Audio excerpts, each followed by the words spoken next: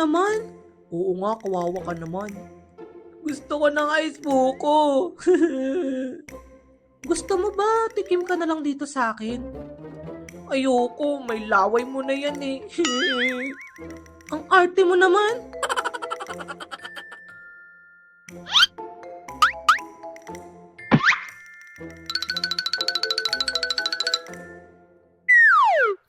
Tag-init. Alam kong sobrang late na neto para sa summer special pero gusto ko pa din i-share yung mga ginagawa ko noong bata pa ako tuwing tag-init. Okay class, last day na natin sa klase dahil bakasyon nyo na. Yay!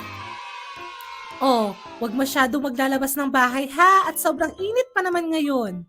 Yes, ma'am.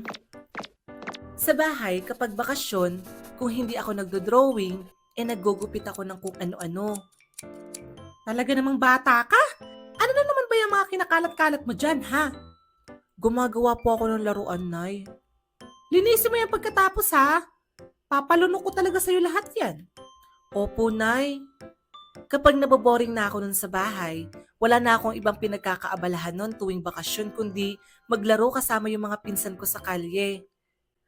Mga insan, maglaro naman tayo. Inip na ako sa bahay. Ano ba lalaruin natin? Magluto-lutuan kaya tayo? Ayoko niyan, pambabae. Di wag kang sumali. Lo. Sa luto-lutuan, naghahanap kami ng mga bote at lata nun sa kalye. Tapos, mangunguha kami ng mga bulaklak nun tulad ng gumamela. Ang ginagawa kasi namin nun sa gumamela, tinutudtod namin yung mga talulot nun tapos pinipiga namin para makakuha ng katas nun. At yun ang magiging mantika namin. Tapos, mangunguha din kami ng mga dahon-dahon sa mga puno kasi yun ang gagawing pagkain namin. Gamit ang baon ng niyog, umaarte kami noon na akala mo nagsasangag kami sa kawali.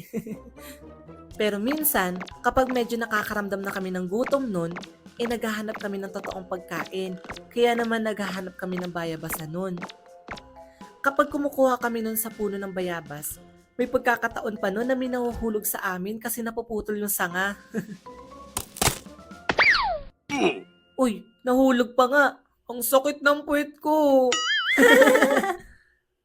Kapag mainit ang panahon, syempre hindi mawawala dyan yung mga malalamig na pagkain na itinitinda sa kalye tulad ng dirty ice cream.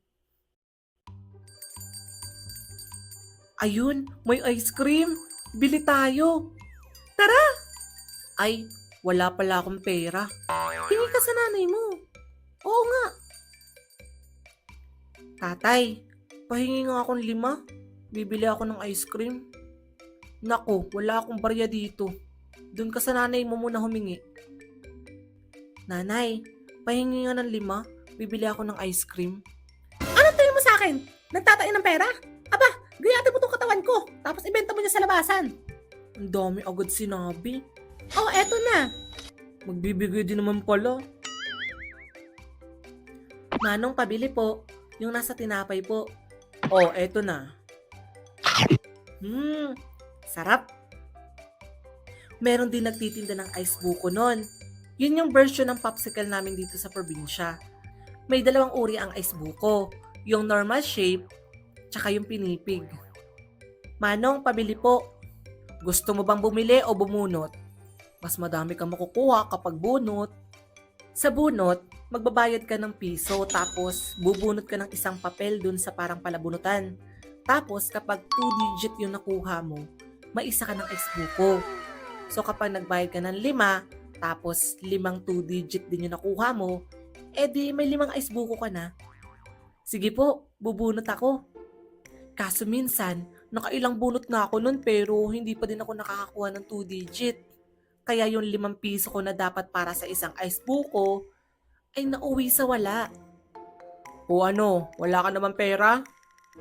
Wala na po. Iyak ka talaga malala. Okay ka lang ba, Jed? Kasi si Manong, dapat bibili lang ako ng isa. Pero anong nangyari? Binayad ko lahat yun sa bunot pero wala naman ako nakuha kahit isa. Kawawa ka naman. Oo nga, kawawa ka naman. Gusto ko ng ice buko. Gusto mo ba? Tikim ka na lang dito sa akin. Ayoko, may laway mo na yan eh. Ang arte mo naman. Madami pa kaming binibiling pampalamig noon tuwing tag-init tulad ng ice candy, halo-halo, scramble, at palamig. Kapag summer din noon, usong-uso na din nun yung tulian. O, ako na. Woohoo! Yay! Galing talaga ni Jed. Siyempre, ako pa ba? Teka, bakit ganun yung lakad ni Insan? Nagpatuli na kasi siya, kaya ganyan siya maglakad. Tuli? Oo! Kay Chong Tuping siya nagpatuli. Yung pinupukpok ng itak. Ikaw ba? Tuli ka na ba? Hindi pa. Pero ayoko magpatuli dun, no? Masakit kaya dun. Kapag tungkol na sa tuli ang usapan sa lugar namin, hindi na talaga ako mapakali nun kasi anytime, pwede akong, Jed, halika nga dito. La, andyan na si tatay. Tay, bakit po? Nagtutulian na daw dyan kay Tuping. Bakit hindi ka pa pumunta dun? Ayoko dun!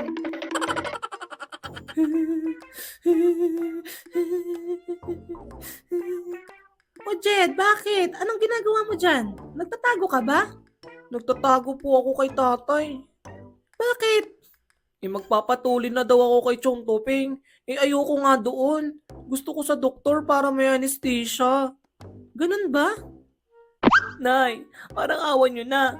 Ayoko doon sa pukpok magpatuli. Gusto ko sa ospital. Para hindi masakit. O siya, sige na. Sasabihin ko na lang sa tatay mo. Huwag ka nang umiyak dyan. Sa ospital na din talaga ako natulian nun. Pero sa ibang kwento na lang yun kasi may video na yata ako tungkol dun, no? Check nyo na lang dyan sa mga